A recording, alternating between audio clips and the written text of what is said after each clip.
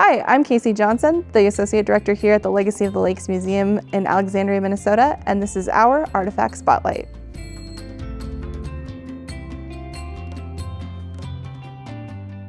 I'm standing here with our false flyer collection that we have here at the museum, and false flyers were created by Larson Boat Works, and Larson Boat Works is one of those Minnesota brands that is instantly recognizable all over the world. They have built many boats for many years.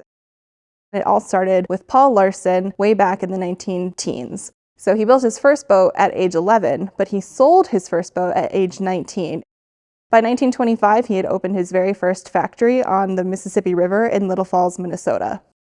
Primarily, they built wood boats, but eventually in the 1940s, they broke into aluminum boats, which eventually became Crestliner, and then in the 1950s, they experimented with fiberglass.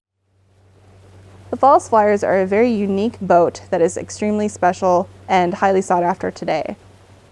False flyers were built by Larson to celebrate and honor his friend Charles Lindbergh, who was a fellow Little Falls, Minnesota native. Larson based the design of the false flyers off of Lindbergh's JN4 Jenny biplane, and he even based the color scheme off of that, which is the cream, red, and black. This one here is a 17-foot from 1939. This one is extremely rare. It's the only 17-foot that was ever built, but they did have a 21-foot model available. And it wasn't actually very popular because it's an inboard and it was kind of tippy if you look at the design and hull shape of this boat. So they weren't very popular, but that didn't stop them, and many more false flyers came after that. In addition to building inboards, Larson also built false flyers outboards. And so the difference between those is that inboards have the engine inside and outboards are a separate motor that's attached to the back.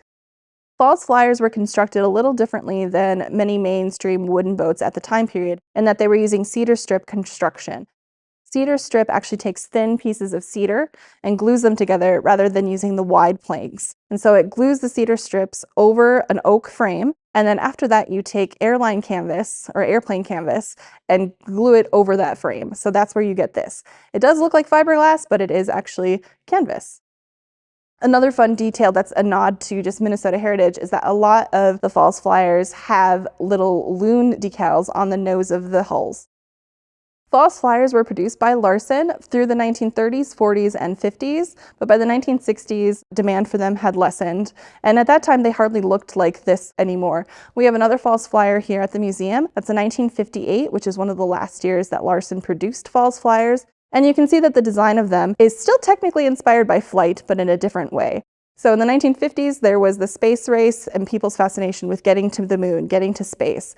And so a lot of automotive design took its nod from rocket ship design. So you see a lot of tail fins on cars. Well, boats of the time also then incorporated the tail fin design. And so our 1958 Larson has that tail fin design on it.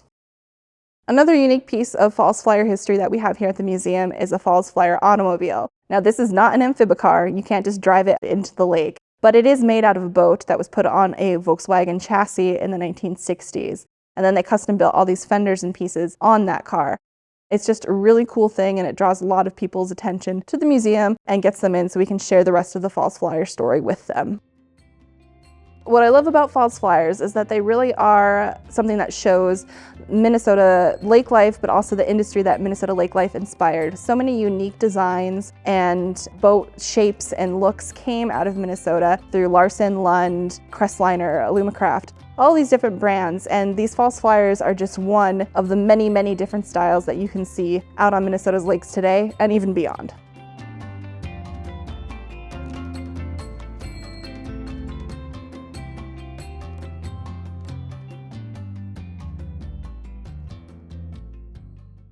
Funded by the Minnesota Arts and Cultural Heritage Fund, with money from the vote of the people of Minnesota on November 4, 2008.